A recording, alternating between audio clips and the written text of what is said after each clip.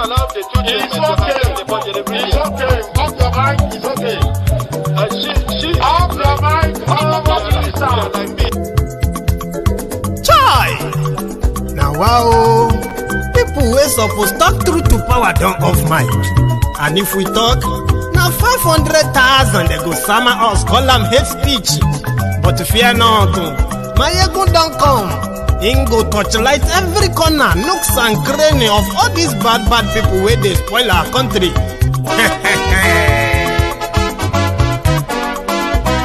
So my people make we laugh, oh yo yo. My ego don't come, oh yo yo. My people make we shout, oh yo yo. My ego don't come, oh yo yo. My ego don't come, man of the masses, oh yo yo. My ego don't come, oh yo yo. My ego diary politico, oh yo yo. My ego don't come, oh yo yo. This one not the off in mind, oh yo yo. My ego don't come, oh yo yo. Can in the touchlight every corner, oh yo yo. My ego don't come, oh yo yo. Okay, some people be they holla say they want the power. Chai, them be promise us say we go get light and power. Them hustle sote they can't get the power. But now they know they do anything with the power. Every day, dollar just they get the higher power over naira. See them talk say make we off mind, but thank God say my ego don't come. So my people make you ladder, oh yo yo. My ego don't come, oh yo yo. My people make we shout, oh yo yo. My ego don't come, oh yo yo. My ego don't come, man of the masses, oh yo yo. My ego don't come, oh yo yo. My ego diary politico, oh yo yo. My ego don't come, oh yo yo. This one not they off in mind, oh yo yo. My ego don't come, oh yo yo. Person where they do evil, no one make person talk. Them say that my yegun, that man too they talk. He too they talk. Say my yegun diary, he they hot like pepper. But every day then they take money in bulk. Poor man picking, they the street they hawk. Still them talk say make we no talk. But thank God say my yegun don't come. So my people make you laugh, oh yo yo. My yegun don't come, oh yo yo. My people make you shout, oh yo yo. My yegun don't come, oh yo yo. My ego don't come, man of the masses, oh yo yo. My ego don't come, oh yo yo. My ego diary politico, oh yo yo. My ego don't come, oh yo yo. This man not the off in mind, oh yo yo. My ego don't come, oh yo yo.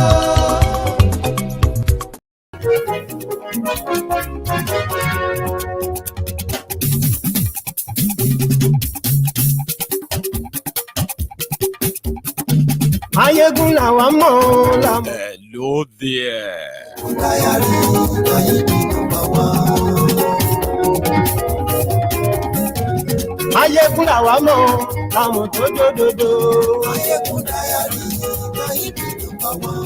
Ayégun ti dé o, ọ̀rẹ́ ará yìí. Lórí Facebook, lórí YouTube.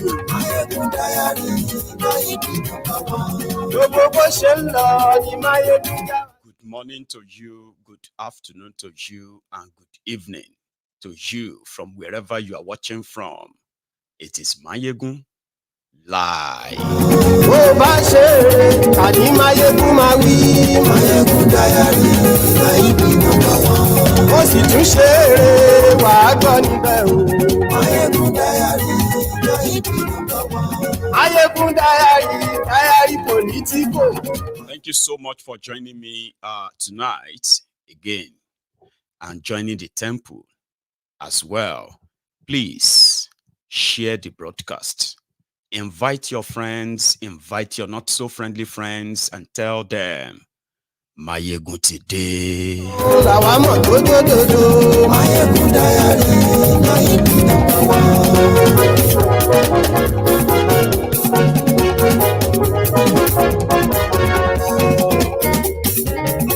Ani esunraki.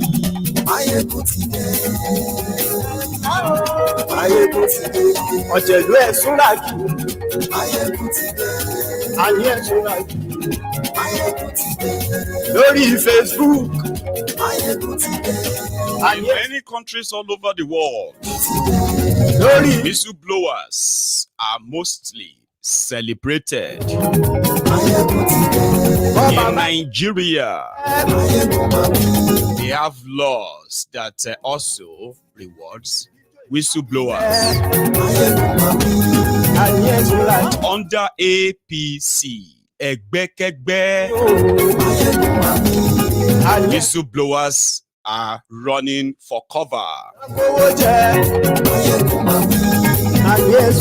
Leaked memos. APC has a solution. You should not be aware that they are stealing your money, frittering them away. That is state secret. Whoever are those releasing those documents to public, they must be enemies of Nigeria. That is called reverse psychology.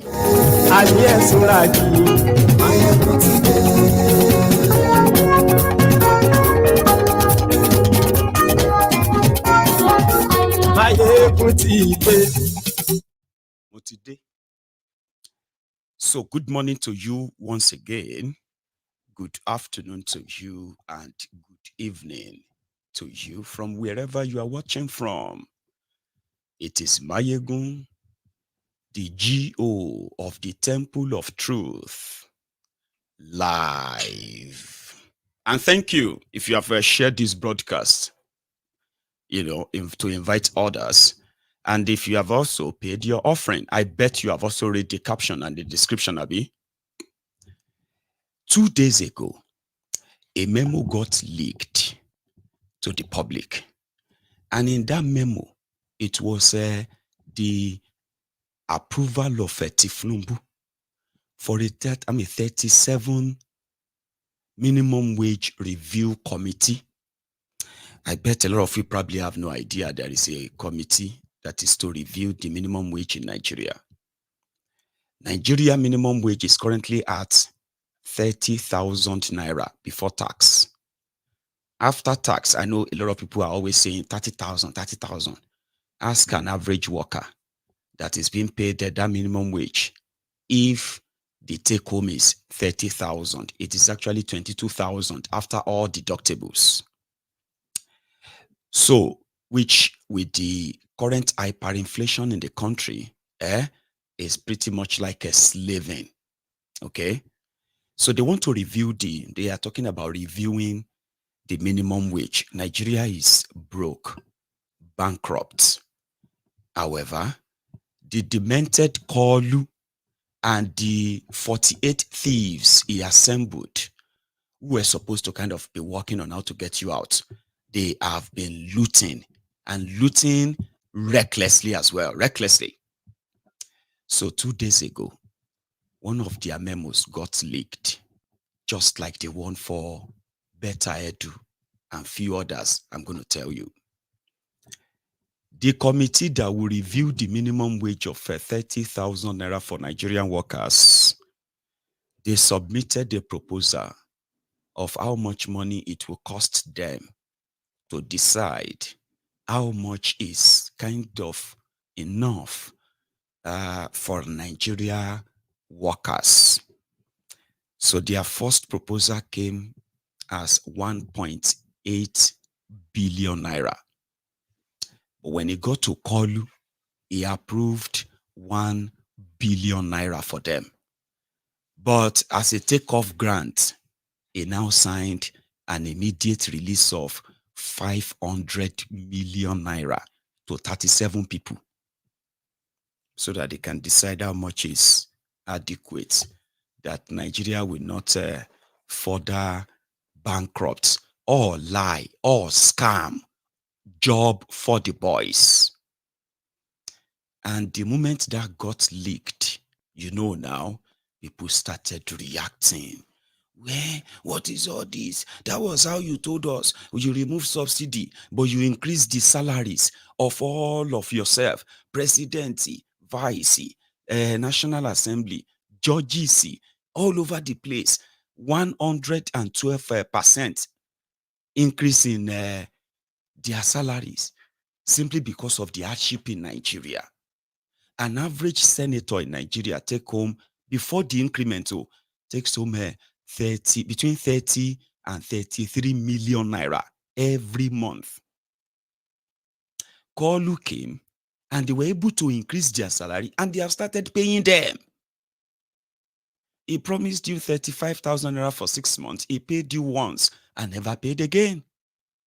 So because Nigeria is broke, there's no money. But when it is for them, there is enough. When the no money, remove subsidy, removal of this or that, yeah, they were able to allocate over 400 billion naira to themselves. They wanted to renovate houses in Abuja and Lagos. They wanted to buy new cars for the wife of, that is Remi Werepe. The assembly guys needed new cars, 160 million naira each. They were able to pay all of that. But when it came to your 8,000 naira, they were still trying to figure it out. But when it came to your minimum wage, they had to pay some guys, 37 people, 500 million naira cash, with the balance to be paid when there is money available any moment from now. 1 billion naira to decide how much is adequate for you. And this didn't go down well with Ezibida, Bayo Onanuga. You see this guy on your screen is an old relic, foolish old man.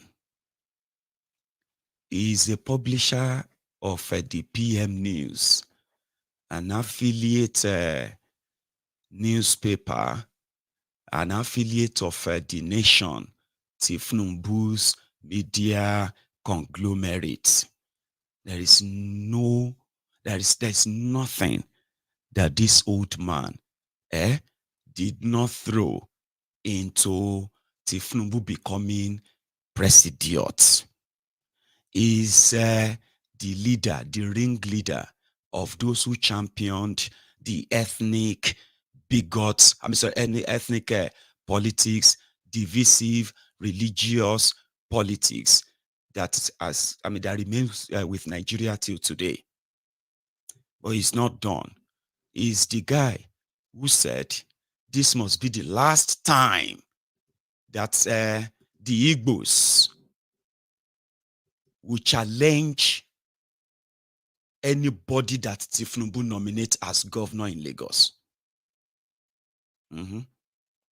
Just to cap their ethnic bigoted politics. Old man, no. So he came out, I think I have a copy of it, nonsense he actually said concerning the fact that instead of,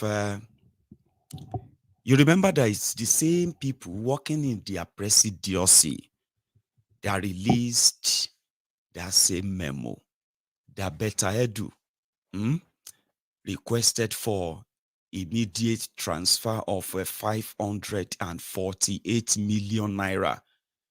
578 million naira into a private account of an individual so that they can go and share the money to the people of Ekiti, Akwa Ibom, and one other state like that. That memo got leaked eventually to act like, he's a listening president. They suspended Better Edu Abi, but to Bayo Onanuga, this is the last one. Kilo Degon. Who are the people releasing memo? Who are the people releasing things to the public? And according to him, he said, what is worrisome? Listen, what is worrisome is how come a memo written by Secretary to the Government of the Federation to the President bearing the President's signature leaked out? It means that there are some filthy columnists within the government. It's not the first time a memo will leak. There was a memo leak when the President went to hunger. That's I was going to tell you that, but he mentioned it. The memo that Tinubu paid Oloshu and alcohol and drugs You know, this is not hotel fee, just money for, you know what I mean, like entertainment, because their hotels were booked separately. I'm coming to that. I'll finish this. I'll finish. It's not the first time a memo will leak. There was a memo leak when the president went to hunger about a request for money to pay for his hotel bills. And you wonder where it is leaking from. There are so many moles. That's Memo said, there are so many moles around who are probably doing the bidding of the opposition. They do not respect the civil service rule for handling official secrets. And it shows that the government should look inwards to probe how memos between officials are getting into the public space. Memos that are supposed to be secret are not supposed to be flying all over the place. Excuse me. Memos of how they are stealing, official stealing, looting, pardon, and so many others that they are getting away with. The reasons why there is nothing left to build your roads or maintain them, improve your electricity generation and distribution, hire teachers, hire workers, including the medical workers, and pay them well. The reason why there is no money for all of that is because memos like this are flying every minute inside the asshole rock. They will tell you, we feel you, we understand you, we are working hard for you. But every day, memos like this are what are depleting your resources. And to them, they are supposed to be top secret. Tinubu went to hunger, spent over $1 million. And he told you that they were going to the United Nations General Assembly to go and meet the CEOs of top American companies who were like a dragging ticket to meet with Tinubu. He packed all of their junkies to New York. They put them in the expensive hotels paid for by your taxes, right? I mean, with your taxes. Then in that same regard, one of the memos that they raised for that America trip, one of them was that money for entertainment. No be hotel, entertainment. Show like, drugs, drinks, and all of that. It was even like listed that drinks, like, all of that. But they didn't write drugs there. But now, what you go use $412,000 do in 1 week? What you want chop in America? But that was what happened. And they came back empty-handed. Zero investor, zero investment, nothing. They went to India. Of course, the memo to India, we didn't see that one didn't leak. But of course, you will see them spend like what? Money in that same range as well.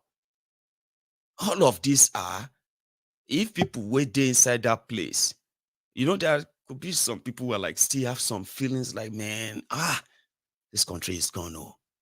In fact, those people who are saying that Nigeria is gone, they actually don't even have the full details.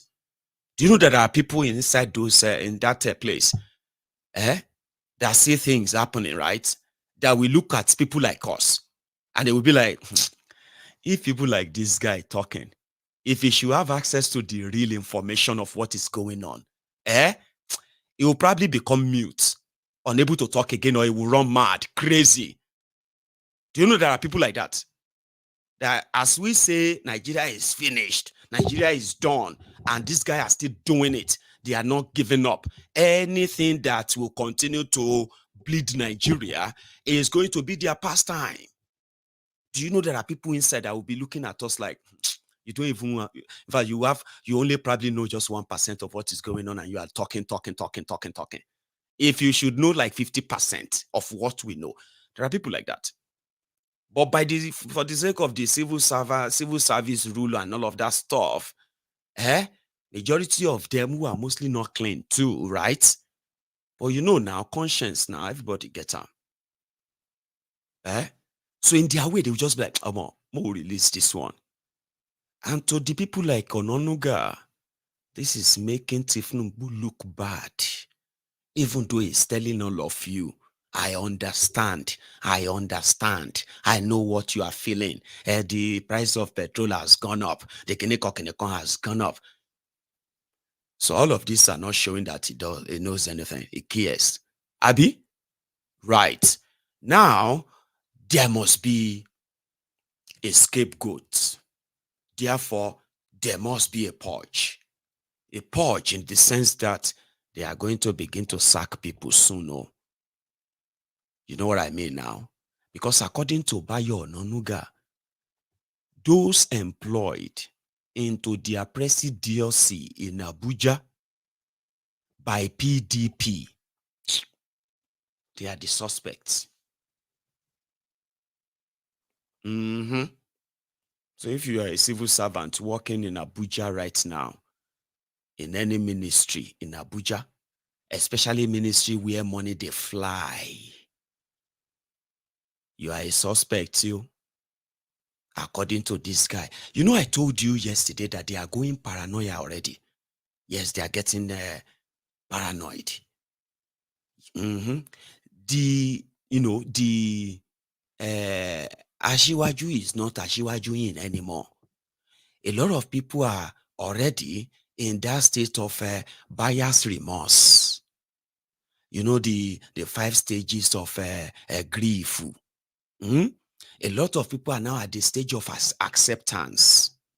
They have passed the stage of denial. So right now, the stage of acceptance and the stage of anger at themselves. Majority of people you see today that are really angry, not even just those of you who never really wanted them. Majority of those who secretly really wanted them. And right now, the shege is smoking them out like a rat inside their holes. And they are currently, right? Baba, the anger they are feeling is not towards Tinubu, is towards themselves. Like, how did I even fall for this? How did I end up like this? So because of this, they are suspecting that, according to them, opposition may take advantage of that because they believe that it is not that you are hungry per se. It's because the OB is telling you that you are hungry. It's not that they are kidnapping you per se. It's just that people who don't like Tinubu are telling you to believe. Say you are complaining about kidnapping. Have they kidnapped you? How come you are now so okay, they have kidnapped your family? It's not that bad. It's only the people that don't like Tinubu. They are the ones that are making it look like it's bad. And they just want Tinubu to fail. The same way they fail already. They tell you, say some people want to make him fail. So if people wanted him to fail before, instead don't they do the job easily? Like you don't even have to do anything at all. He is already sabotaging. They are already saboteurs themselves. They are leeches who sucks blood. And they are not going to stop until they suck their host dead. Go and read about leeches. And then come and translate that to human leeches. These are leeches. They are not many. But you see the way they are strong. It's like putting a pipe, hose. It's not even hose, pipe into the bloodstream of their host. And they're like, just like every breath is a suck.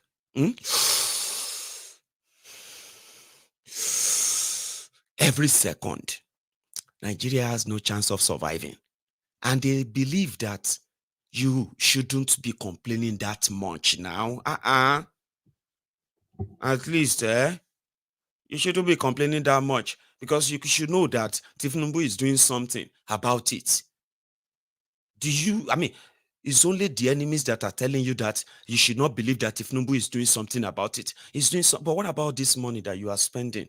All these ones that you have, we need to work. We need cars to work, as if to say people we handed over to them now leg then they take waka. We need the better offices, as if to say those who handed over power to them, then be homeless, then be officeless. What about this money? You know, everybody, you are telling us to kiniko, but look at it. You are all enjoying. You know, which we are working hard. We are working hard. You don't need to protest. Don't listen to people like Mayegun. Don't listen to all these people. They just want Nigeria to be destroyed. Baba, you are destroying Nigeria already. Can't you see? Right? Excuse me. So they are like, if anybody is showing anything to expose the corruption, the collusion, and the continued destruction of whatever is left of the contraption, they think you shouldn't react. You should just have faith. Remember, Tinubu promised you hope, renewed hope. You must have hope. Hope on what? Go. So, if you are a whistleblower and you see corruption and you decided to leak it because they said they will give you money, Baba na bullet they will give you. Because as it stands, these guys are paranoid. Everyone is a suspect now. As paranoid as they are also going to make a lot of mistakes. It is just so unfortunate that we don't have enough number of people that will understand the moment that you can say, yes, this is the moment. They've just made that mistake now. And from that moment on, it's going to be on a downward spiral for them. These guys are worried. They will be moving money and bribing people here and there, and they will be putting up, according to them, they need more laws to control this narrative, this conversation, to control the media, which is the social media, where information like this are freely shared. Now, you can understand why Bajabia Mole went to represent Tinubu and said he failed to make, to pass the laws that could have seen a lot of you today in jail or in exile. Yeah. You remember the social media bill, hate speech law. All of these were targeted at those of us who willy-nilly, at free will, would share any kind of a leaked memo from the corrupt criminals running or ruining Nigeria. And by so doing, listen to this, they already have laws, right, that says if you leak the government memo, you may spend the rest of your life in jail, especially when it comes to defense. But when it comes to leaking corruption documents, you are supposed to be celebrated. But you that will do it, you should know that you would have to run for safety, Abi. Now, if you are not sure before, now you know. Now, you know what this means is that the entire other 36 states in Nigeria, the small emperors ruining their own respective states, right? They will copy the same. And just like that, in this their illusion and delusion, okay? It simply means now everybody could end up in jail. And maybe I actually do wish them pass those laws again, so that they can try to, because their own belief is that they just needed a law that can easily just jail you right now, so that you won't have a chance of streaming to millions of people the secrets of why Nigeria is not working, of why poverty is a thing, and why instead of reducing poverty, they have decided to be managing poverty. Managing poverty is more lucrative for these criminals, like, giving money and said we are sharing money, we are sharing food. You know, that's like managing poverty. The more the people are poor, the more money they will have to allocate to managing poverty. It is not to reduce or to end it. So all of their actions that are contributing to all of this, they want them to remain state secrets and leave you confused as usual. Now, I have a full clip of where Gbajabiamila was kind of uttering similar, that similar statement that they have to do something about, what do you call it, about the social media and all that. I'm coming, don't go anywhere yet.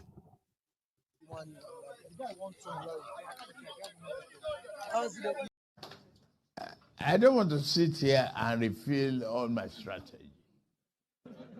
I am the first speaker among the three of us running. So they will spy on me. So you will have a limited answer here today.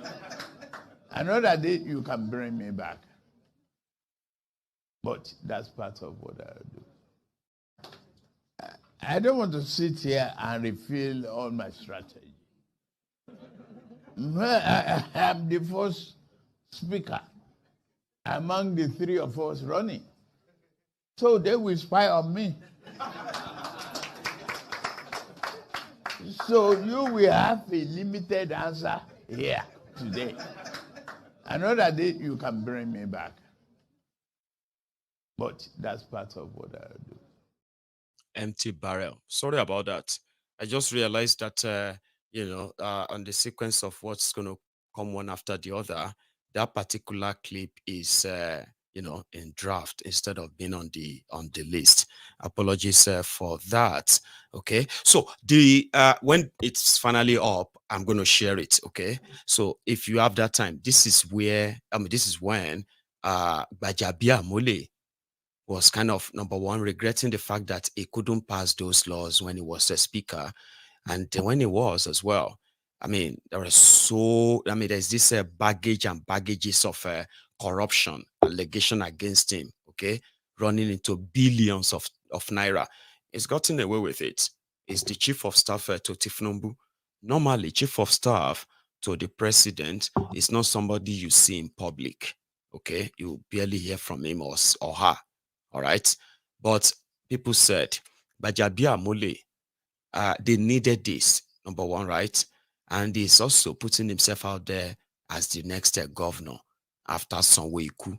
And some are saying that Seyi Tinubu is coming on. I think it's plausible to say Gbajabiamila is one of their front runners by all means, okay? Now, this is the guy, unelected guy, who was just an appointee in that position, feeling more like by design is the most powerful person in Nigeria right now, okay, by the virtue of what they have made his position to the law is unknown to law. Chief of staff to whatever it is completely unknown to law, just like for office of first lady, completely unknown to law. But don't ever look at it that way, because Nigeria is a lawless place, okay? Now, you see, this guy is the guy that every person that needed anything from Tinubu as president, are you with me? If they want to get it, they will have to pass through him. It doesn't matter how big you think you are. With Gbajabiamila, is like your de facto president. So most of the time, it was supposed to be behind the scene. Maybe like I said, the guy already enjoyed the publicity. So yeah, this was him talking about how they are planning to regulate the social media. Continued from yesterday. Listen. His Excellencies all present here today, the Royal Fathers, Baba Konde, ladies and gentlemen, permit me to stand on protocol as already established. It was actually very late last night. I think after the football game that Mr. President called and said that I had to represent him here today. And so I was able to scribble down a couple of things for this very, very epochal event. Perhaps, and I believe many of you here, unless of course you don't live in this geographical space, will well imagine that this is a topic of which I am absolutely very much interested. The menace of social media. Yes, indeed, it is a societal menace. For many of us, you will understand that once you hit that send button, the potential to reach millions of people all around the world poses great danger, not just to the society, but even unintended consequences to the individual who's at your receiving end, including security of life. The question that I normally ask is, who do you hold more responsible? The purveyor of the fake news, or the person who reads it and believes it? The jury is out on that. Who do you hold more responsible? I'm glad that listening to Toyosi earlier on today, she did mention the need for a regulatory framework. Perhaps that's a change in mindset. I remember as speaker, when I was speaker, I attempted to do this. The Ninth Assembly attempted, but we were resisted very vigorously by civil society. I guess the chickens have come home to roost, and I believe we're all on the same page now that social media is a menace and it must be regulated. Let me go straight to what I was able to scribble down. And once again say good afternoon. I am delighted to be here this morning on behalf of His Excellency President Bola Ahmed Tinubu, GCFR, who has asked that I represent him here this morning and extend his best wishes and fondest regards to the author, Babatunde Raji Fashola, Senior Advocate of Nigeria, to the publishers, and to all who have made this book and this gathering today possible. We're living through one of the most fraught periods in modern history. The world is changing all around us. The international settlements and underpinning the global order since the end of the Second World War are being renegotiated in real time across Europe, Asia, and the Middle East. Amidst this global turmoil, we are at home confronted by difficult policy choices and decisions that must be made to ensure our children's future and our country's prospects. Now, in this historical moment, as we confront and overcome the challenges that threaten our future, we have an obligation as leaders in politics and government to engage in evidence-based discourse and data-reliant decision-making as a matter of course. But as citizens interested in the issues of state and governance, the obligation is even more significant to ensure that our engagement with each other springs from a shared agreement on what truth is, what is real, and what isn't. We live in what some observers have described as a post-truth world. This is a world where nothing is real. Politics is fueled by emotive arguments, and objective facts are less influential in shaping public opinion than appeals to identity and personal belief. In this new world we find ourselves, public discourse is driven by alternative facts, dropped with reckless abandon on social media and technology, including artificial intelligence tools, allowing for the creation of false realities to confuse and deceive people and distort perceptions of what is real and what isn't. The challenge we face and must meet head on is how to return to having a public discourse and a political and policy decision-making process that overcomes this new paradigm. We must, because if we cannot agree on common truths and don't exist in the same reality, then we cannot develop the shared values and the common purpose that is a central requirement for cohesion and national identity. My brother, Raji. Nuisance leleyi. Nuisance leleyi. Tani Brewer.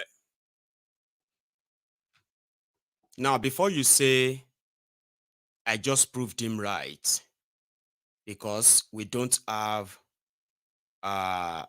want to have conversation or something like that. That our political conversation is filled with emotive reactions and all of that nonsense, that all those word salads. So you better calm down, okay? So he was talking about what is real and what is not real. That's the last part before I had to cut him off, okay? Now you and I can begin to pick what is real and what is not real, and how much of this is directly impacting on you. Forget all those word salads. What is real is the fact that Tinubu could not tell us or show us his real date of birth, his real parent, where he went to school. All of this, the fact that he couldn't show us them, they are real. And the fact that Tinubu is living a fake life, believing in those lies himself, at least whatever Tinubu presented himself to be today is not real. Okay? Now, when Tinubu and his rogues told themselves that they are doing fine, according to that, they are doing well when in the area of security, let's put that. What is real today is that more Nigerians are even more like being killed or kidnapped by the terrorists who are still being paid ransom. That is real. The hunger that is spreading due to hyperinflation, right? The devaluation of your currency, the impact of that on you, including what they call the removal of subsidy, all of those are real. Okay? Now, any other thing that they might kind of be presenting to make them feel like they are doing better, they are not real. Now, Bajabia Mole, who is pretty much like fixated on social media's loss of control on the social media's narrative, is telling himself that maybe if we try to tell people, for example, whenever there are memos like that and their secrets leak to the public, they get angry and they get mad at those who probably released them, who might have released them. They are more concerned than the content of what gets leaked. You see that Bajabia Mole on record, which is also fact, all right, is that it was a lawyer in America that duped, well, maybe duped is a big word, that stole from his own clients and ran back to Nigeria. That is fact. Okay? Other facts that are like driving narratives and conversations, I think that's what I should pick it as, right? Facts, not fake. Okay?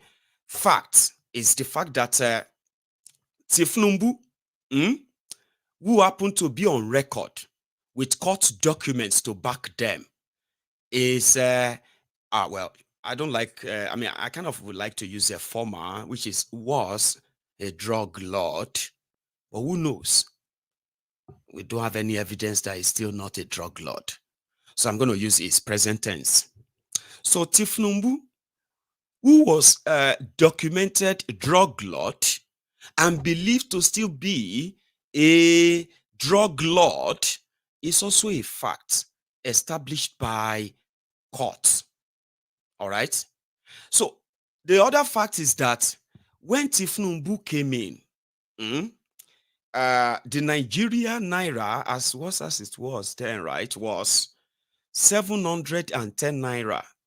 And in a space of 9 months, that same naira lost over 80% of its value.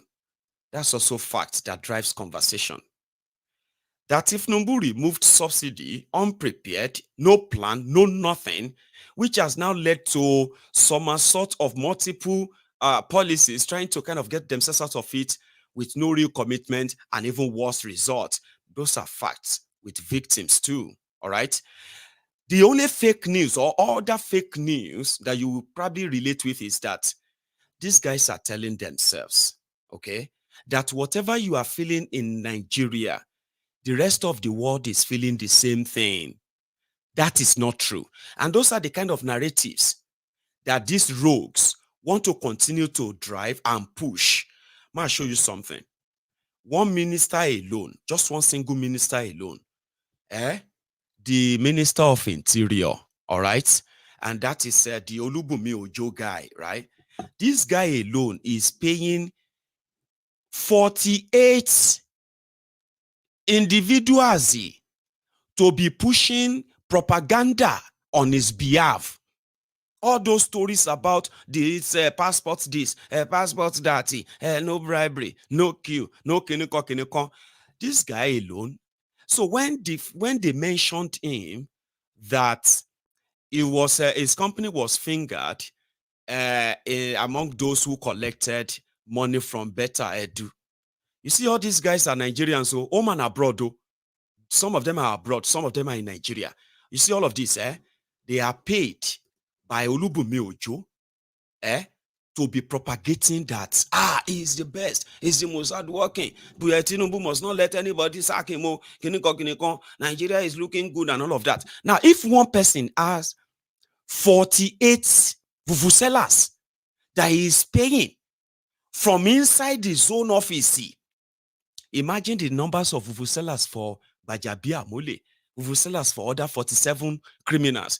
Even Beta Edu has vuvuzelas. Bajabiamule would not want us to talk about that leaked memo where Tinubu approved 3.2 billion naira to just about 6 people, and the money was paid into their private accounts as consultancy money in October 2023. Memos like that are not fake news. But they are angry that they are not officially released by them. So if they get out there and they get into the hands of people like me, I may not understand the damages I am going to cause to them. Baba, if I release the documents of their looting, let's be honest too. Since the time you don't see leaked documents, have you ever seen any riots or any revolution in any part of Nigeria? And they are saying because somebody in call stole $2.1 billion. Have you ever seen that on record? But these guys are like, that's top secret. If you go and release the stealing documents, do you know the damages it will cause, Mayegun? Okay, if you don't know the damages this will cause to the people, you are going to release their identity, their details for looting or for conspiring with terrorists, for sponsoring terrorism, collecting ransom. If I see documents like that, I will release them without a blink. Before I even call my lawyers, I will release them. Of course now, because most of them, when you see them, what thing you go do? Nigerians, what have you ever done? So that these guys are paranoid and they will use anything and everything to force that fear on everyone is so funny. Bajabia Mole will not want us to talk about all these lootings because his own office was the one who minuted on that memo that if Tinubu should pay out 3.2 billion to 6 people. The following month, Olubumi Ojo, in November, Baba, they collected another 1 point something billion. The company linked to him, which you remember the whole saga around it, Abi, collected over 500 million naira from that money. And he said, no, I no longer control it. Okay. And you see these people, they are the ones who were telling you, hey, what is wrong? Is it because somebody is now a minister? Does that mean that that person cannot have his own business? Does that mean that his own business cannot take contract? These are the people who were promoting all of that all over social media. To the point that some of you, godly, you are like, it's true now. It's true now. They said the guy is working. I mean, the guy is working, is doing well. Though it's not, I don't like Tinubu, but the guy is working. These are the people who are putting all those nonsense in your brains. Nobody is working anything. You are just a pawn on their chess table. So Bajabia Mule was doing all those lyrical bedu, lyrical twerking, and then flexing because Fashola wrote a book. Fashola, publisher Fashola. Ìsàlẹ̀ Èkó Barack Obama, Àjàngbàdì Albert Einstein. Few days ago, there's this podcast. A little fraction, a few seconds of it, made its way to the social media and got people talking. What was that? Remember that before APC, Egbekegbe, Fashola was their poster boy, remember? If you see what Fashola did in Oshodi, he cleared all of that place. Traffic, everybody is now moving fine. All those agberos, all those cars parking everywhere. If you enter one way in Lagos last song, Baba, if they catch you, they will go do brain tests for you. See how Lagos is developing. See how Lagos is fine. See how Lagos is Fashola have started that arrest. Fashola this, Fashola that. But Kosomi, because security, Titi Oda, the same story. Dilapidated infrastructures everywhere. Don't blame, don't suffocate yet. Okay, hang on. It was their poster boy. At a point, Fashola became the genius. Fashola is talking. You don't understand. When Fashola, all na Jones, last. At a point, Fashola became an expert in electricity generation and distribution. Fashola was somewhere and he told the entire audience, this whole thing is nonsense. The way me and you go talk. Say me and you. I mean, I was at my friend's today and we're talking about Nigeria. And at a point, right, just a little bit of digression here, okay? And my friend was like, I don't even understand why they can't just do this. So me and Ankonde talk. So me too, we can't like, imagine, even if people didn't vote for you, even if you are illegitimate, like you still have that power, Abi. Like you want to change Nigeria, like, if you should start with security. Like, for example, you want to do agriculture, Abi. You need to grow food. People are hungry, Abi. All those areas that farmers have been chased away. You are going to call everybody and tell them, listen, guys, you, this is what I want to achieve. On the issue of food cultivation and production and all that, the next 2 years, people are going to hate us. They are going to say a lot of things. In fact, they are going to attack us. But you see, next 2 years, I want to, I wanted to get people back on the farm, okay? Protect them and ensure that we harvest bountifully, flood everywhere with food, build their silos to keep and store some of them for like that. And I need you to help me. You can't steal money. I'm going to take care of all of you, okay? Very well. But you see, any money allocated for anything that has to do with this particular project, If you steal it, you die. Oh. I will order for you arrest myself, and I will use you as a scapegoat. I'm not kidding. You know how you now mobilize all your military, everybody, Air Force, everybody to the entire northern and middle belt part of Nigeria. Kill those terrorists you can kill, arrest the ones you can arrest, and chase them away and permanently base those people there. And yeah, farming, Lori Pali. I'm talking about mechanized farming. You have a target, rice, every food. Now, me and my friend, they talk. Nigerians now. You won't talk about how to develop things. I said, like 2 years, Baba, food will be everywhere. All this issue of if you want to import food, go and import. Nobody is giving you any subsidy to import anything anymore. Here you get open border, open everything. You see, if you exchange your dollar for 1,300 naira to $1, and you want to go and bring rice, the same rice that they've grown like, you know what I mean? Like, well processed rice everywhere. Millions of tons of metric tons of rice, grains here and there, like me and my paddy, they talk. So if you want go import, go anywhere where you want to go. Now you go short. That's how this whole food crisis will cut. And you will be surprised that at that 2 years alone, Baba, not be only say Nigeria go get food in abundance. It go dey too cheap.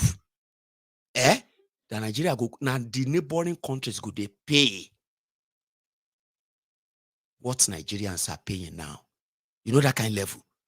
People will say, oh more cheap. I mean, things are tough in Nigeria, but not like food.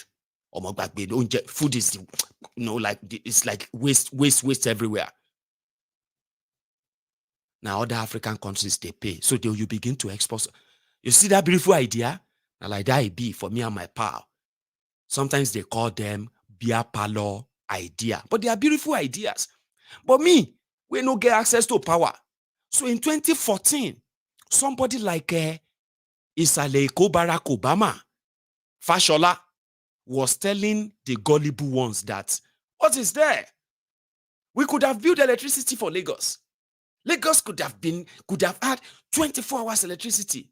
Lagos no get water to drink. But it was there. People when they listen to him then, they did not ask them, person who want generate electricity. Ordinary water, if he generates to give everybody. Now that one, but they didn't see it that way. It was the time every one of them was drinking the Kool-Aid of change. It was their poster boy. At that time, the president is the most powerful, to the point that when armed robbers robbed in Lagos, Fashola went on, what do you call it? Hang on, before I even get to that. Talking about electricity. Fashola was on a podium. He was telling educated, gullible ones then that, what is there in electricity? What is there? Electricity, lason. Ordinary electricity. If you put 1,000, I better pass my neighbor together. That is 1 megawatt. Do you know how many in Nigeria? How many generators in Nigeria? But it is because the people in charge of electricity in Nigeria, they were Bantueyos. People who have no idea of what they were doing. Their poster boy, Fashola, was an expert in the area of security, area of, it was like, area of security. In Lagos State alone, they have, at the time, they had about 17,000 policemen in Lagos State alone. So armed robbery incident took place in Lagos. This was late 2014, I believe, right? And it shook everyone. These armed robbers, when they finished robbing, I think they jumped on a speedboat on the bridge and they just sped off on the, that lagoon. And Fashola went on another podium. It was governor then. And he said, this is the problem of this country. This is why Jonathan must go. Can you believe it? Because Jonathan was coming to Lagos. Jonathan now directed that all of the 17,000 policemen in Lagos, they directed all of them to go and provide security for president. Abba. This was at the time. Oh, nobody saw it that way. They were just like, can you imagine? Can you imagine? But they suffered more when Bukwari became their president. This is just a flashback, just a flashback. In documentaries. But today is a very sad day, really. Because this afternoon, we lost 3 policemen in a robbery in Lekki. And it was the first of its type in a very long time. But I also know that perhaps what would have been, but it was sad to see all our security personnel, all our security vehicles deployed to protect one man. All the vehicles we bought for the police were stationed to receive the president in Lagos, while the citizens were left vulnerable. Those policemen have children, and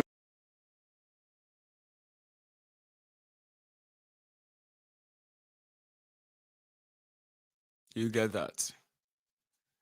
And that was in I think it was actually 2015, before the charade election then. But today, the president, it's like you're asking for too much. Tinubu is not a magician.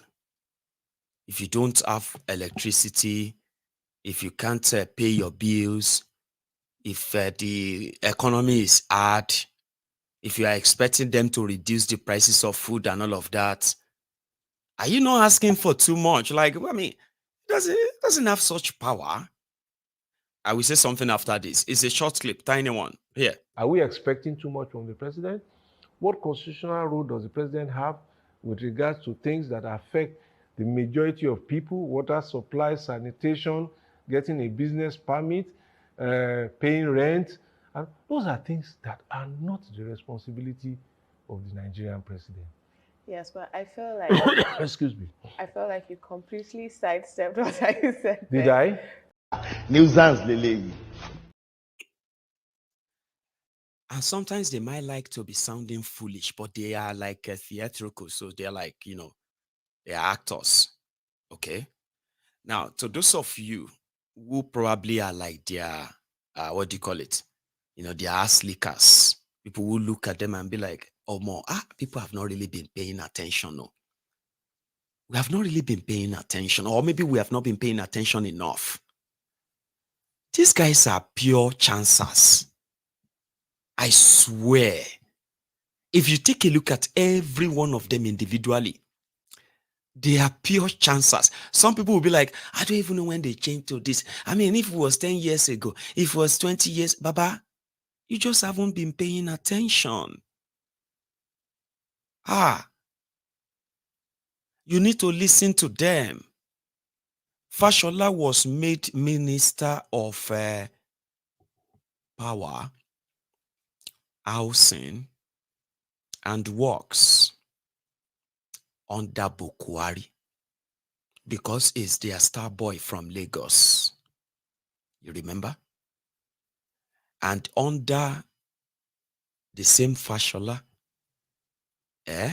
in 4 years before they now have to allocate the ministry to another person, under Fashola alone, the Nigeria national grid collapsed over 300 times.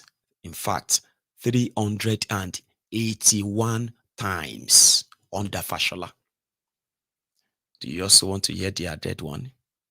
For these 4 years that he was minister, plus another 4 years that another person was that same minister of that power, under Bukwari's ruinous, destructive regime, ladies and gentlemen, these guys added 0 megawatt of electricity to the Nigeria national grid. But they are the motivational speakers. They are the advisors. They are the role models. to those who are ruining your lives and Nigeria, Abi, just so you know, empty barrels, agba òfìfo, korofo league. But it's not that they didn't know what they are doing. No, they do know what they are doing. It is some of you. Some said, these people are so overrated. No. These are not overrated. You got deceived because they said what you wanted to hear. Yeah. Come on. Why can't we? Rufaya became a governor that sat over the graves of innocent people in southern Kaduna for 8 solid years. They do know what they are doing. No? Now you possibly just fell for what they are saying because they were saying what you wanted to hear. So unfortunate that everyone is their victim. Now let me explain to you. When they tell you that the president is not responsible for your sanitation, it's not responsible for your rent, it's not responsible for your, cost of living, and you will see the educated wearies, the educated morons, they will say, it's true. Is it the president that's going to come and pay your house rent? So if you cannot afford to pay your house rent now, so it's because of the president, Abi?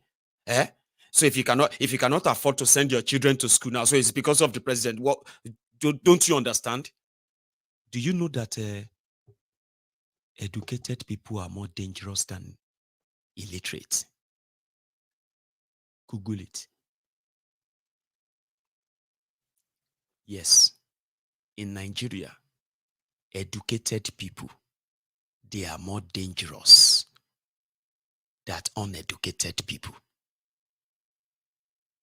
Because you see the mess you are in today, they were created by educated people. How this old wahala lasted this long, those who created these problems and those who have turned to explainer-in-chiefs for you, those ones who are explaining the policies of these criminals to you, educated ones, they are more dangerous. I'm serious. Because they are those who make you believe there is something substantial in their policies. So now let's go back to it. Shall our president go pay your rent? Of course not.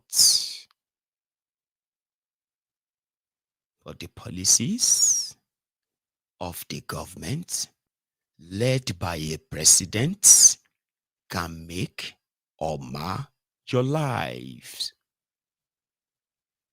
When they say they are making monetary policies, listen to this. And in their monetary policies, your business have to pack up. A lot of you will have to lose your jobs. Your source of income, of funding your lifestyle, supporting your family, and every other thing that you do dream of as a working person, they would die before you. Those dreams would die before you. It doesn't have to touch you. When your president or the government of your country, led by your president, decided to make a policy that pardons terrorists while Nigerians are being held hostage and trillions of your money is being frittered away in ransom to these terrorists, the same government that swore to keep you safe and protect you decided in their own wisdom to catch and release terrorists because they have repented, putting your lives in danger again, your communities, your businesses, your families. One single policy of a rogue as your president can quickly wreck you and turn you to a pauper. That is how the president affects you, and that will be the moment you become somebody who used to pay the school fees of your children. Suddenly, you can no longer pay it. You are able to actually fund and pay for your own health care. Suddenly, you are no longer able to pay for it. You were able to ferry yourself to and fro in your car. Suddenly, you are unable to anymore. The economy is biting so hard. You are considering leaving the country before you lose it all. I mean, just one single individual and the policies that he represents.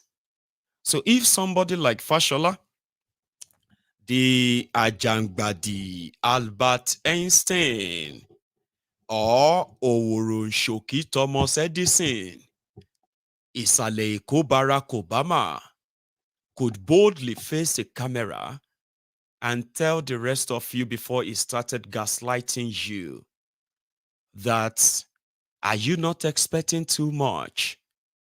When the policy of a government has opened and kept doors opened for looters and criminals who have continued to chance and cheat and steal from Nigerians and unable to actually produce electricity that could help jumpstart an economy.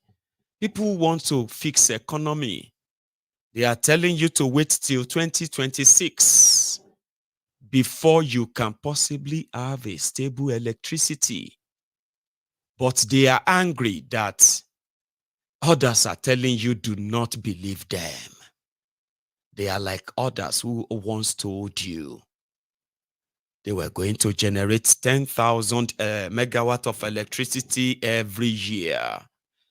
Do you know that if APC, Egbekegbe, had kept to their own promise on power alone, just power alone, do you know they would have generated over 80,000 megawatt of electricity by now? According to their promises. And do you understand what that means to a country like Nigeria that has been in darkness to the point that the rest of Africa, they are calling Nigeria generator economy or generator country or something like that?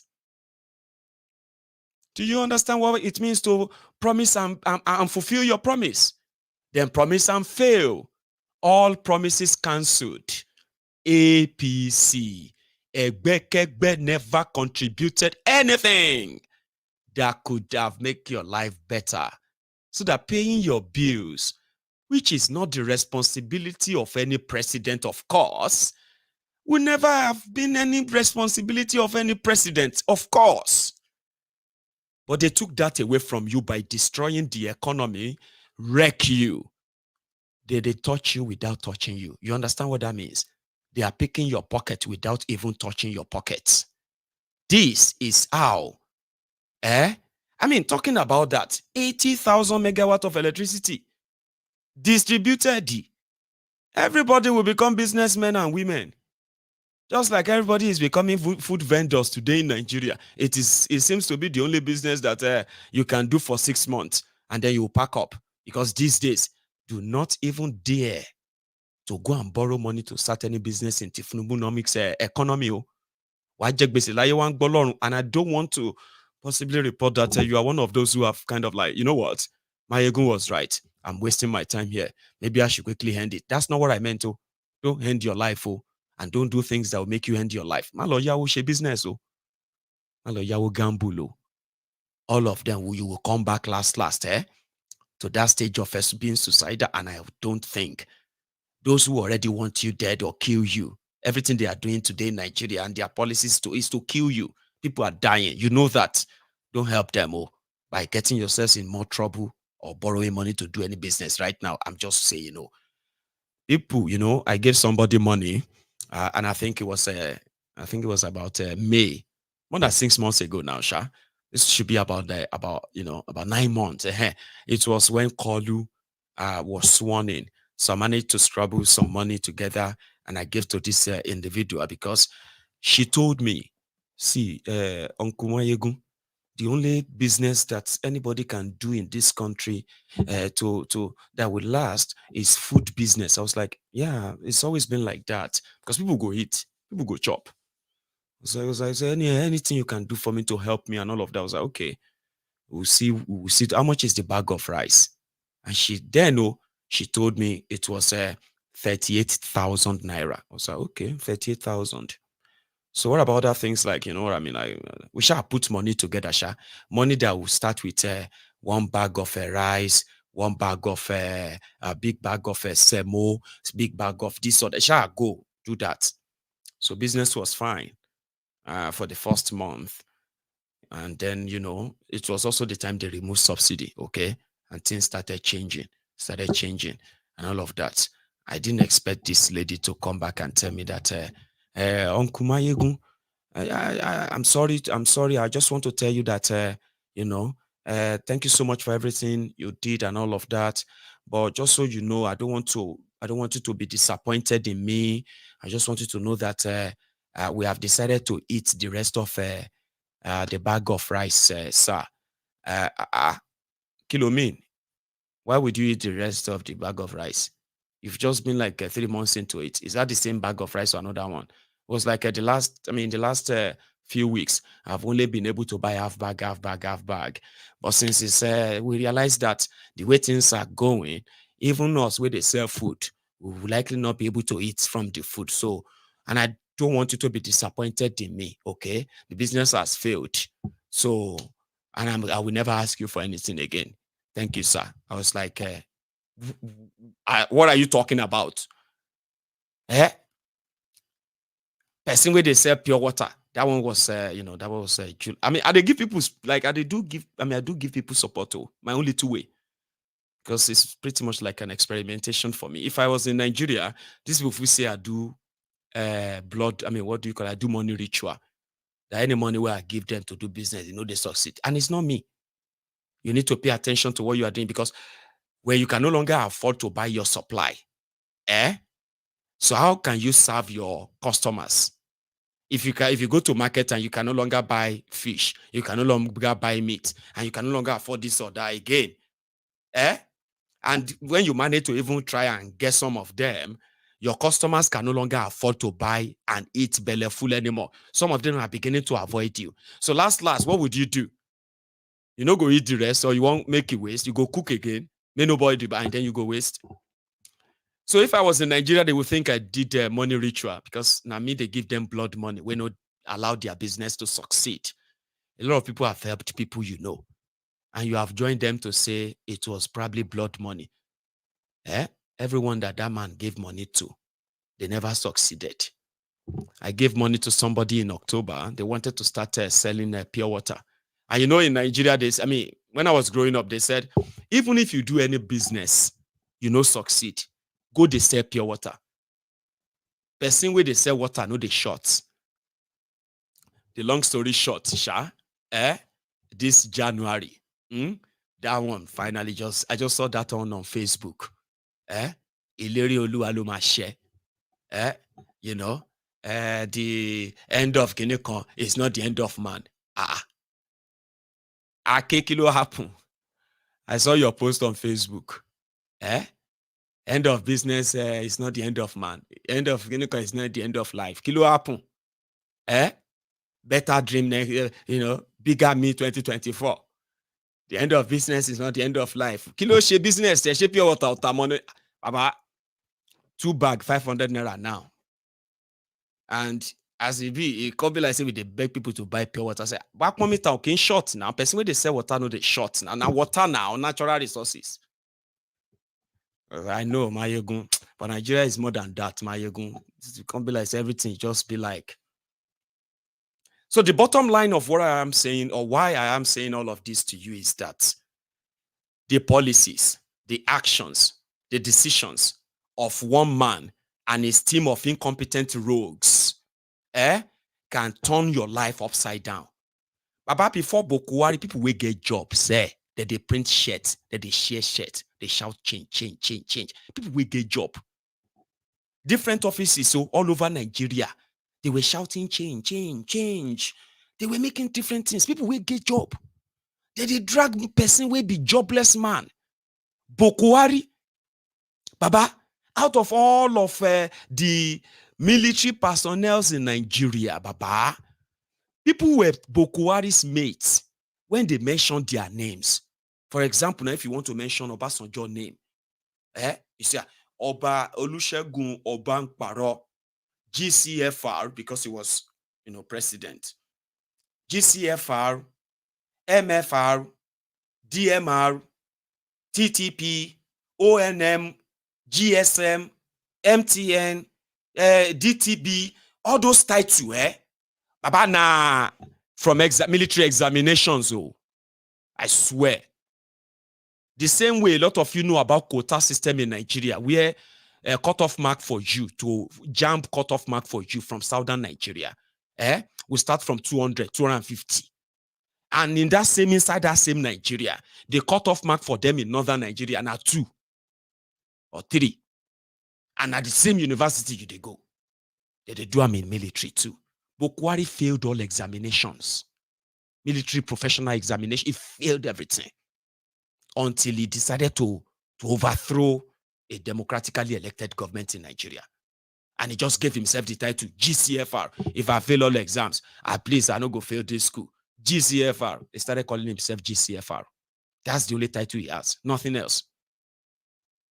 That person will be say, when they release him from prison, when Babangida released him in 1980 or so, 30 months, no?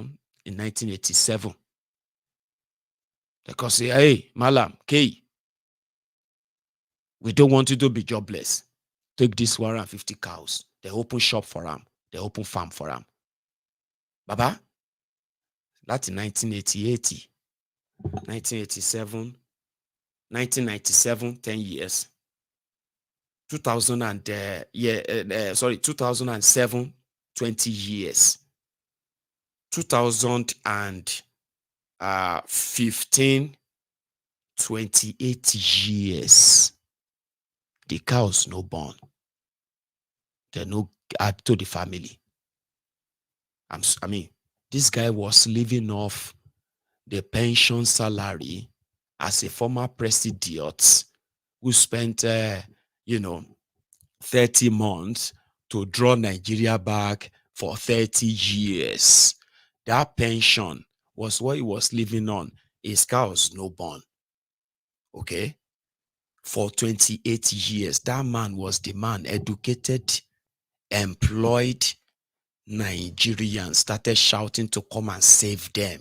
Save us from Jonathan. All of us want to die. You save us. Jobless man. 8 years after that, majority of them who had jobs, they became jobless. Bokuari, they look fresh. All of them, they look like Nigeria economy. Go and look at some of them. There was this poster, there was this cartoon, right? Where one Nigerian went to the bank, okay? And he wanted to make a withdrawal from his bank account. So when the cashier was looking at the account details, he was looking at him, was like, are you sure you are the one in this? Are you the owner of this account? I was like, yes, I am. I'm sorry, you look so different. You look older than this image.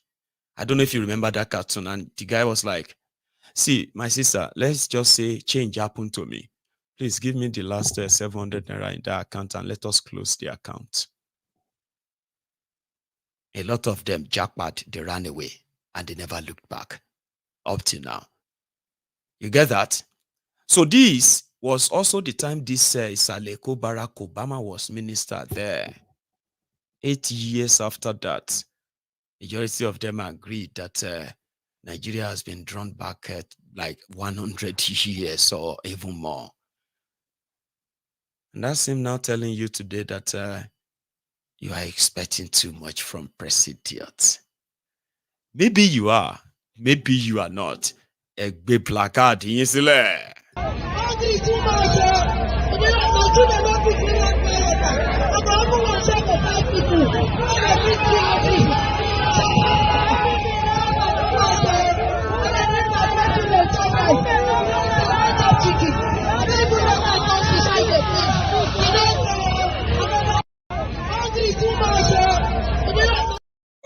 too much, you. That's people from Ibejuleki area of Lagos State. All of now we want to relocate to Lekki. You know, say that's like, the high bro ghetto. Now, do you know that? Or you don't? Okay.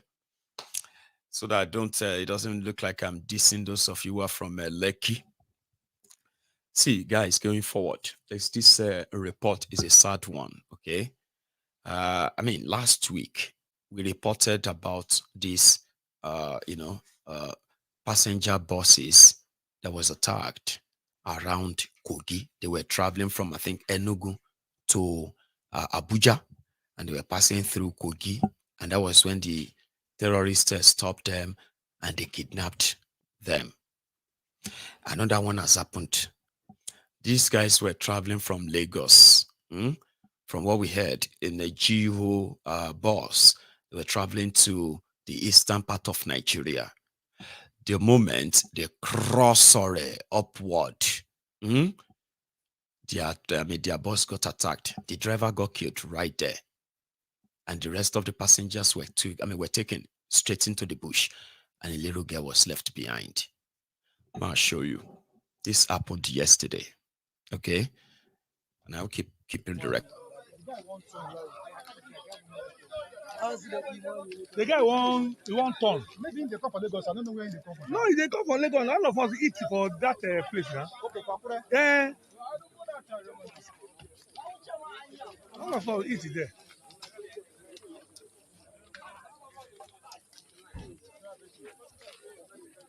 See this small girl now. Okay, they come out the father. Yeah. Okay, from inside this bus. Now only they now.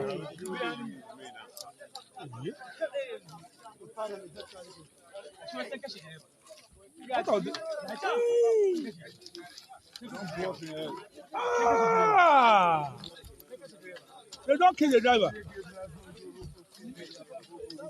Yeah.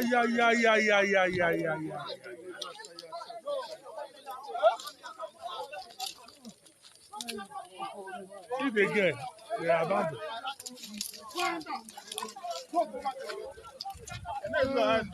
He doesn't come now, they're convinced.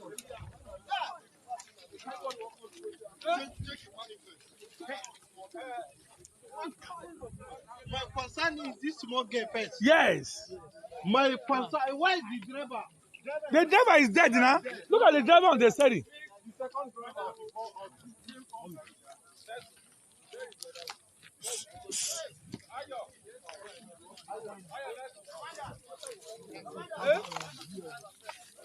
And the driver with that. See the driver. My God. See the driver. See the driver. Just kill him. See kidnapper. See person. See kidnapper. Only no day now we take for this one. I bet this security, this will not they go. Maybe we follow them. They are moving now. Oh yeah, make now go. Why motor? Oga, maybe they go. Maybe they go. How would that be? See, kidnapper. Yeah. Where our motor? Where our motor? Come. Eh? Inside that same, what do you call it? Inside that same dangerous place, people still have to kind of like look out for their daily bread. Imagine the risk people take every day just to be in Nigeria until you become a victim. So when somebody said that they should let everyone be allowed to legally carry a gun.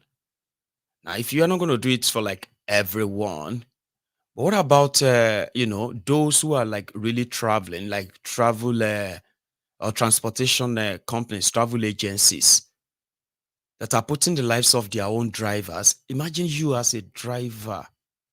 Imagine the drivers who are like plying all these roads every day. Majority of them have escaped many hundreds, if not thousands of attacks in the last 12 years alone. Imagine that risk. You're looking for a job, a graduate, there is no job. And then, finally, transportation companies are hiring drivers, new drivers. And you are a good driver. If that's going to be something you can just do for maybe 1 or 2 years, save money, and maybe do something else. You know how young people think. Imagine the risk people actually have to, the transportation company are going, would they tell you the risk that you could be robbed, you could be kidnapped or even killed by terrorists?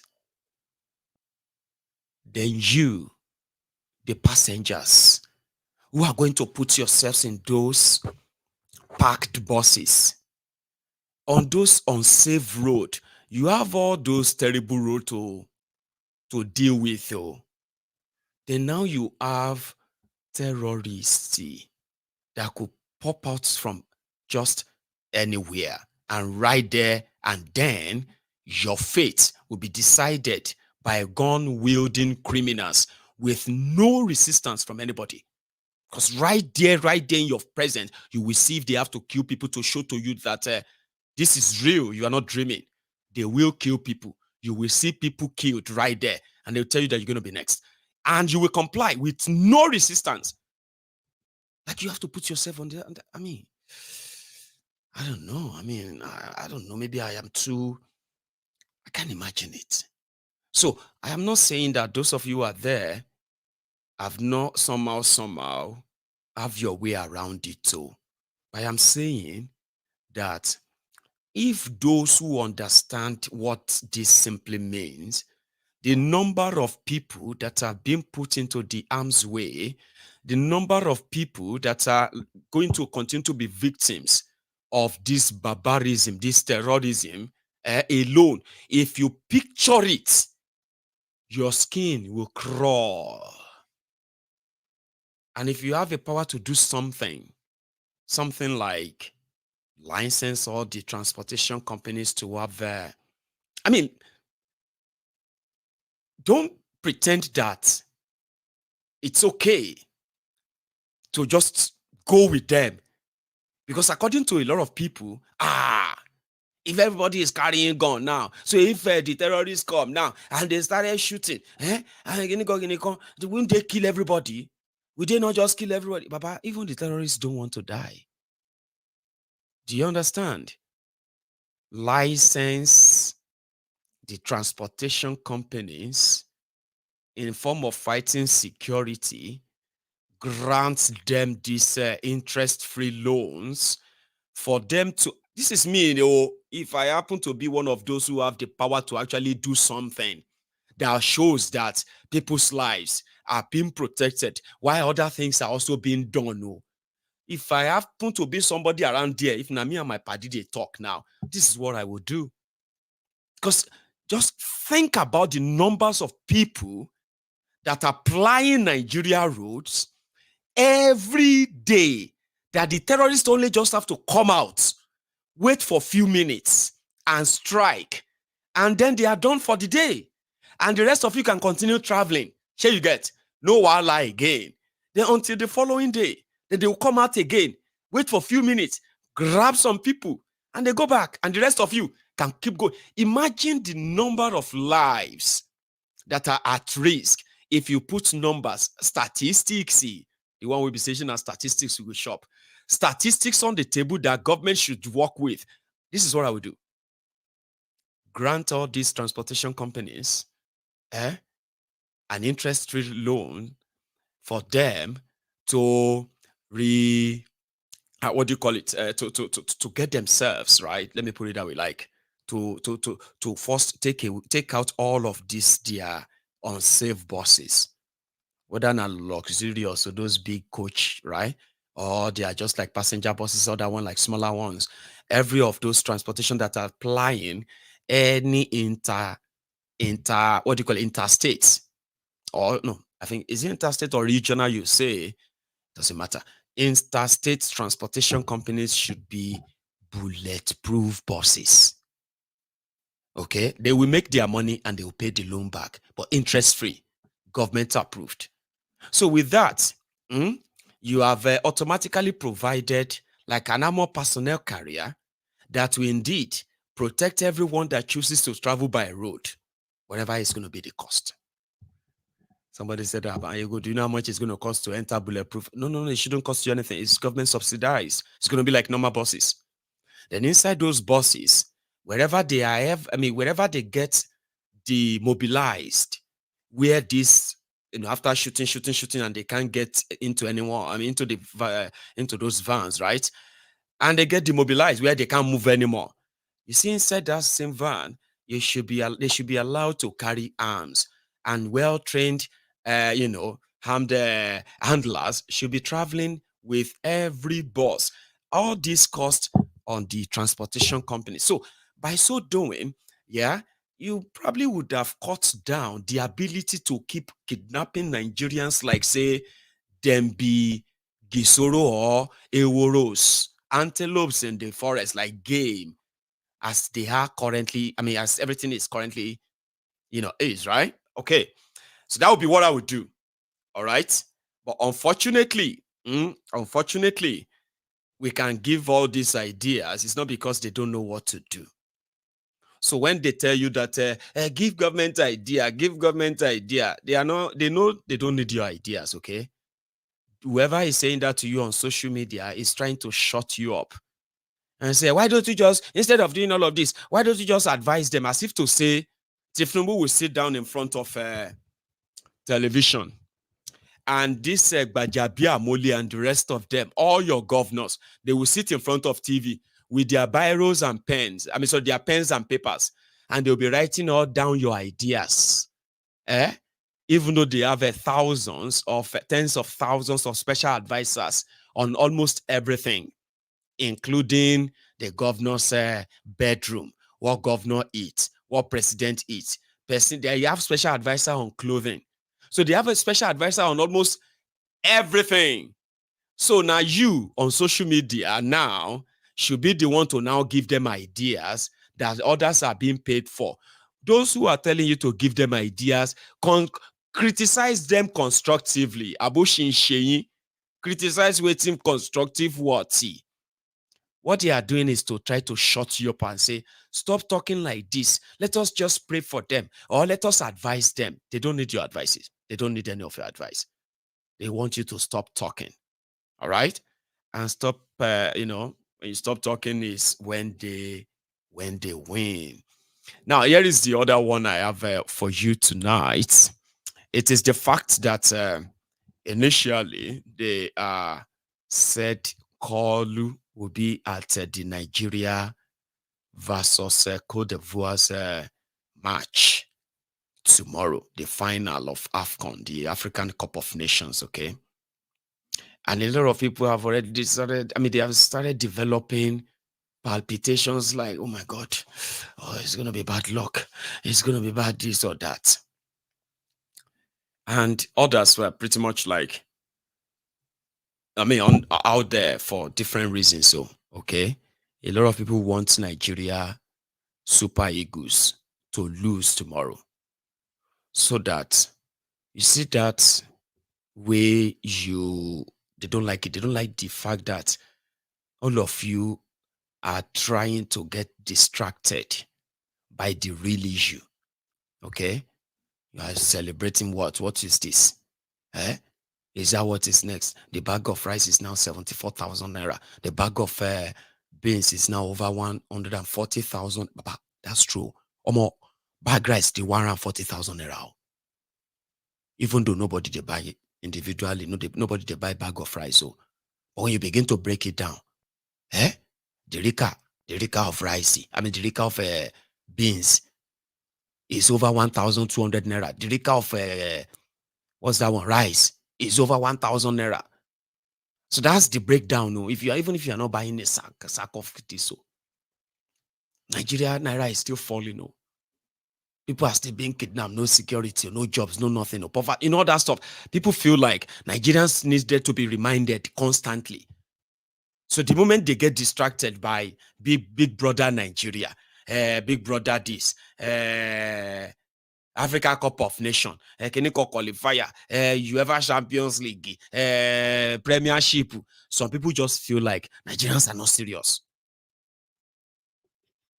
So Nigerians should not win the AFCON.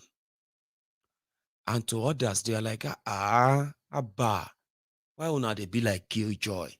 Did you not see how happy everybody felt like that day when Nigeria qualified against South Africa? I mean, everybody was so happy everywhere in the night, everywhere. Like, it's been a long time people have seen Nigerians so happy. I mean, the other day we were talking about the frustration is so huge now that people are just mostly always angry.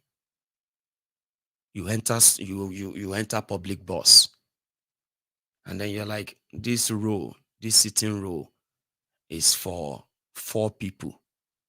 And then you tell somebody to shift so that you can sit as the 4th person. Voila will start. Sometimes, if you greet somebody on the road, Baba, good morning, sir. Benny, stop.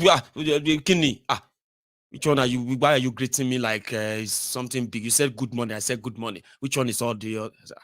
Sorry, sir. I just thought that I just wanted to be, kind of nice to you and all that. I don't want you to be nice to me. See, this country is a place where, what is funny? You know what I mean?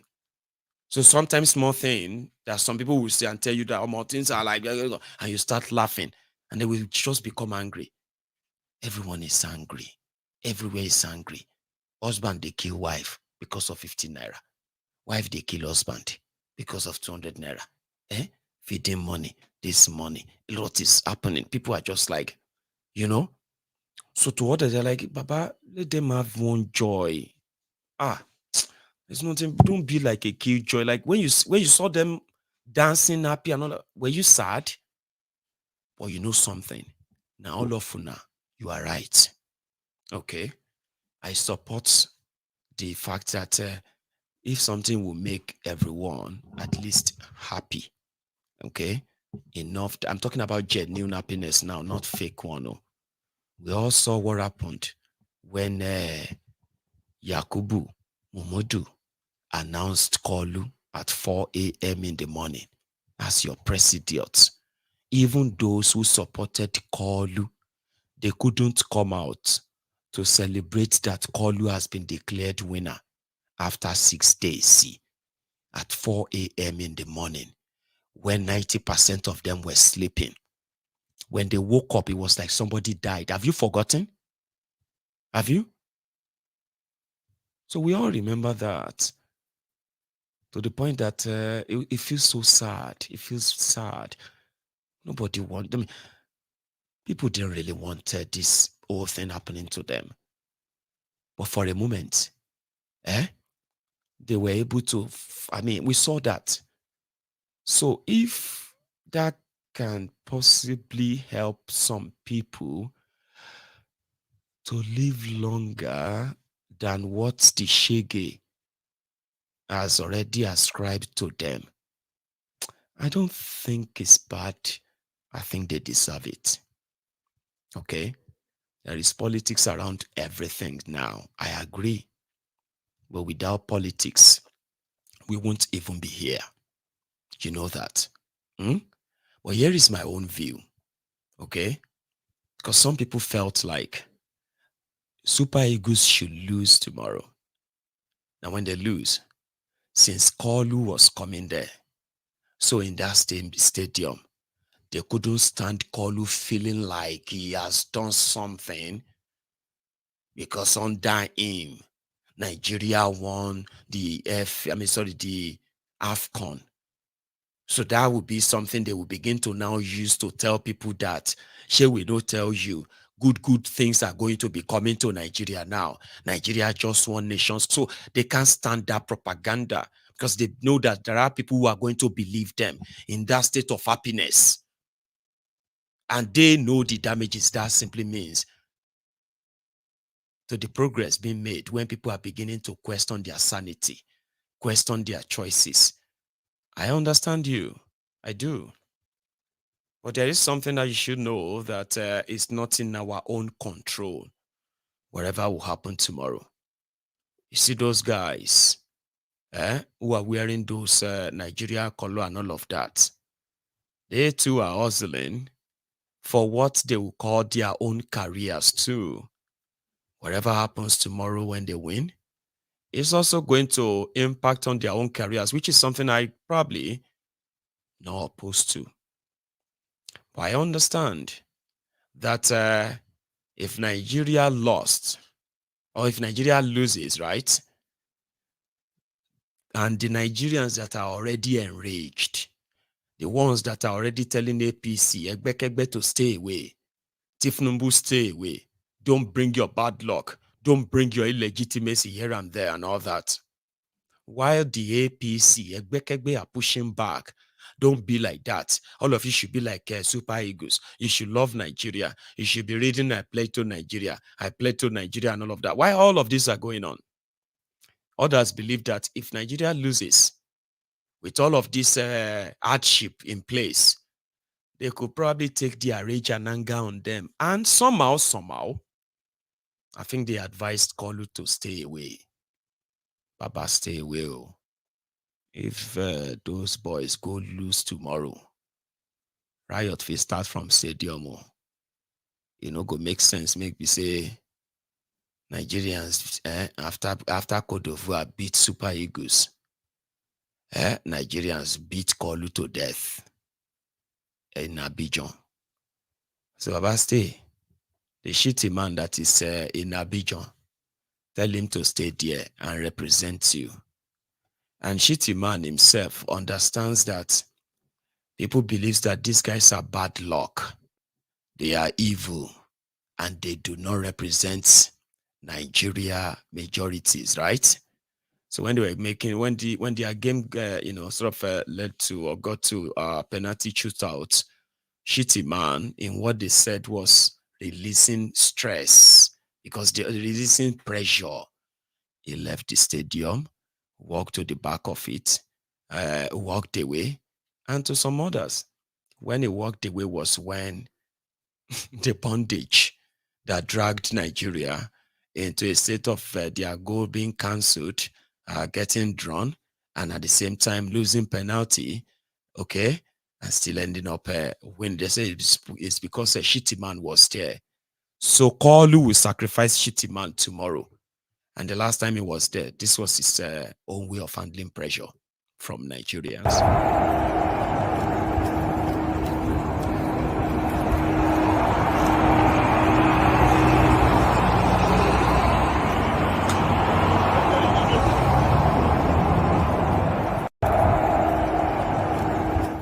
Yeah, the back of the stadium or stadia.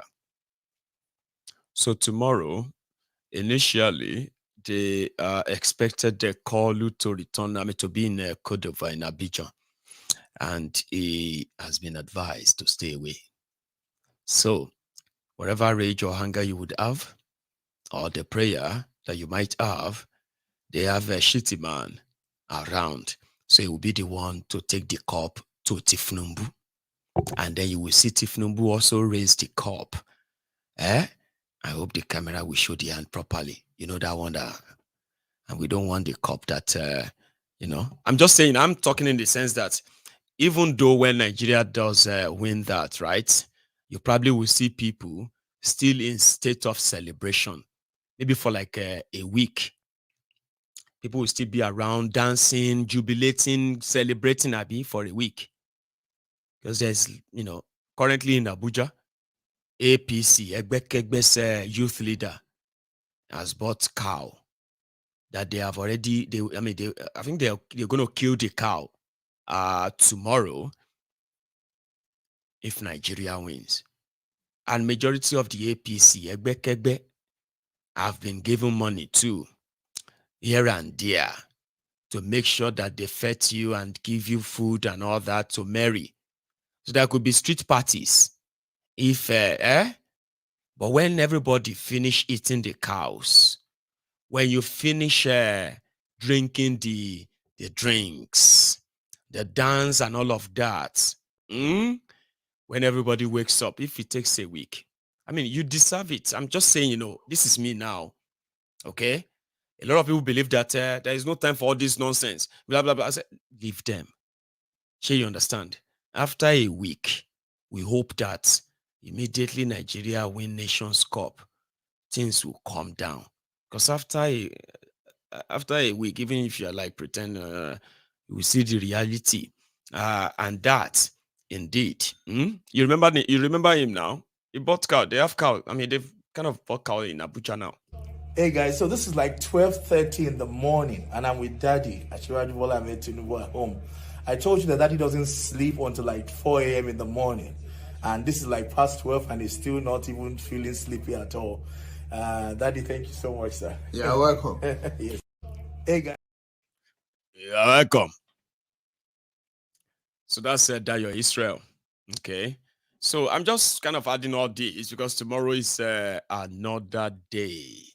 And nobody has a clue of what it's going to be like, right? So I'll leave everything at this point to the rest of us, okay? I was going to take calls, but I maybe I shouldn't even just say that, okay? What happened is that I am not taking calls tonight, okay? I will tomorrow when we are having our Sunday sermon, another vibrating night or vibrating evening, okay? So thank you so much for spending your evening with me again. I hope you have a wonderful night too. In fact, I wanted to have it. Thanks so much. And please, before you go, if you haven't really liked this broadcast, please do like it now. Share it too. And I will see you some other time.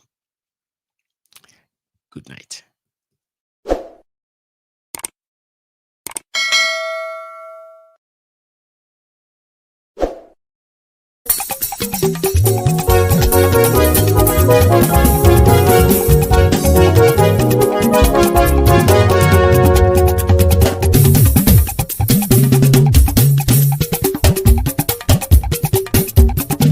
Mayegun làwa mọ̀ làmọ̀ tó dòdòdò.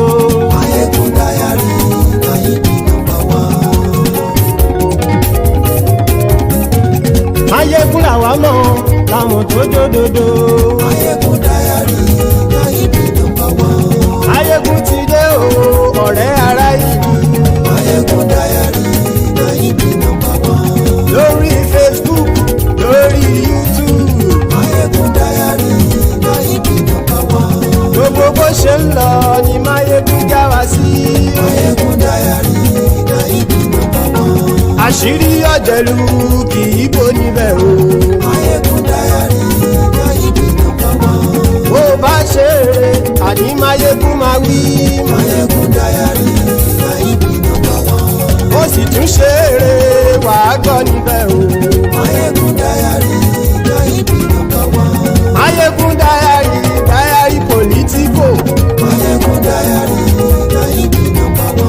Godfatherism kò sí lọ́rọ̀ Mayegun. Mayegun Diary, Nayibi #1. Ẹ farabalẹ̀ sẹ́ o kẹgọ́rọ̀ lẹ́nu o. Mayegun Diary, Nayibi #1. Àní Mayegun làwa mọ̀ tó dòdòdò. Mayegun Diary, Nayibi #1.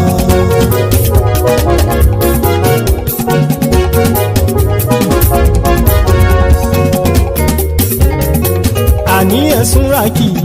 Mayegun ti dé. Mayegun ti dé. Ọ̀jẹ̀lú ẹ̀sùn ràkì. Mayegun ti dé. Àní ẹ̀sùn ràkì. Mayegun ti dé. Lórí Facebook. Mayegun ti dé. Àní ẹ̀sùn ràkì. Mayegun ti dé. Lórí YouTube. Mayegun ti dé. Àní ẹ̀sùn ràkì. Mayegun ti dé. Bọ́ bàbá gbé wúrẹ́. Mayegun máa wí. Àní ẹ̀sùn ràkì. Mayegun ti dé. Ijó ìgbádìyẹ. Mayegun máa wí.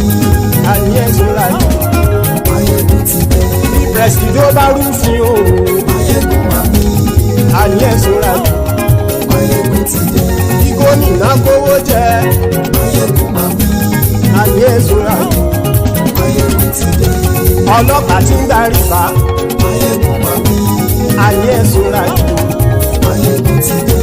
Aṣòfin tí ń rúfin òwò. Máyégún máa wí. Àní èsúra jù. Máyégún ti dé. Òpùrọ́ olóṣèlú. Máyégún máa wí. Àní èsúra jù. Máyégún ti dé.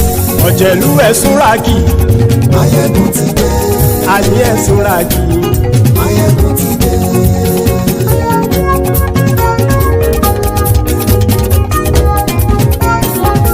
Máyégún ti dé. Gbogbo ọ̀jẹ̀lú ẹ̀súnra kì. Máyégún ti dé. Gbogbo ọ̀jẹ̀lú ẹ̀súnra kì. Ṣùgbọ́n ní bá ti ṣe èyí tó yẹ kí wọ́n ṣe, ọmọ bá dèrò ní fi wọ́n níran o. Máyégún ti dé. Gbogbo ọ̀jẹ̀lú ẹ̀súnra kì. Máyégún ti dé. Gbogbo ọ̀jẹ̀lú ẹ̀súnra kì. Ṣùgbọ́n ní bá ti ṣe èyí tó yẹ kí wọ́n ṣe, ọmọ bá dèrò ní fi wọ́n níran. Wọ́n fowó bẹ́ẹ̀ o, Máyégún ó sọ pé wọ́n ò bẹ́ẹ̀. Wọ́n fowó bẹ́ẹ̀, Máyégún ó sọ pé wọ́n ò bẹ́ẹ̀. Oníkanṣá ti ṣe èyí tó yẹ kí wọ́n ṣe, fáwọn ará ìlú tó gbé wọn débẹ̀ o. Máyégún ti dé. Gbogbo ọ̀jẹ̀lú ẹ̀súnra kì. Máyégún ti dé. Gbogbo ọ̀jẹ̀lú ẹ̀súnra kì. Ṣùgbọ́n ní bá ti ṣe yìí tó yẹ kí wọ́n ṣe, ọmọ bá dẹ́rọ̀ òní fi wọ́n níran. Kì máa yí ṣe eré, ọ̀rọ̀ yìí kì í ṣe ẹ̀fẹ̀. Kì máa yí ṣe eré, ọ̀rọ̀ yìí kì í ṣe ẹ̀fẹ̀. Ẹni bá ti lè lẹ́bọ̀ lẹ́rù o, ọmọ bá dèrò kàṣàyè tú wọn síta. Máyégún ti dé. Gbogbo ọ̀jẹ̀lú ẹ̀súnra kì. Máyégún ti dé. Gbogbo ọ̀jẹ̀lú ẹ̀súnra kì. Ṣùgbọ́n ní bá ti ṣe yìí tó yẹ kí wọ́n ṣe, ọmọ bá dẹ́rọ̀ òní fi wọ́n níran. Tẹnitẹni ọmọ Máyégún ọ̀rẹ́ ara ìlú mọ̀mọ́ ni mo fọlọ́run ṣọ́ ẹ̀ bá kìlẹ́bù. Lóòótọ́ olódodo ìlú ọ̀tá ìlú mọ̀mọ́ ni ìwọ ṣá máa ń ṣọ́ra kò sì mọ́ bẹ̀rù. Bọ́tà ń lè rí bóníṣègùn lé káwọn mọ̀mọ́ fi ṣera wọn ni ó ti dẹrùn tí wọn ò gbọ́dọ̀ sì mọ́ bẹ̀. Èèpo ọ̀bọ lọmọ bá dérò tàjẹ́ ò gbọ́dọ̀ jẹ́, ó ti jọba lórí àbínú ẹni kò sì mọ́ bùyà. Àìsíwọ́lu ní ẹnìkẹ́ ìgbódì ẹyin lábàrá o, ó kó ẹni tó bá dán wò á kàmù. Máyégún ti dé. Gbogbo ọ̀jẹ̀lú ẹ̀súnra kì. Máyégún ti dé. Gbogbo ọ̀jẹ̀lú ẹ̀súnra kì o. Ẹni bá ti ṣe yìí tó yẹ kí wọ́n ṣe, ọmọ bá dèrò òní fi wọ́n níran o. Máyégún ti dé. Gbogbo ọ̀jẹ̀lú ẹ̀súnra kì. Máyégún ti dé. Gbogbo ọ̀jẹ̀lú ẹ̀súnra kì. Ṣùgbọ́n ní bá ti ṣe yìí tó yẹ kí wọ́n ṣe, ọmọ bá dẹ́rọ̀ òní fi wọ́n níran.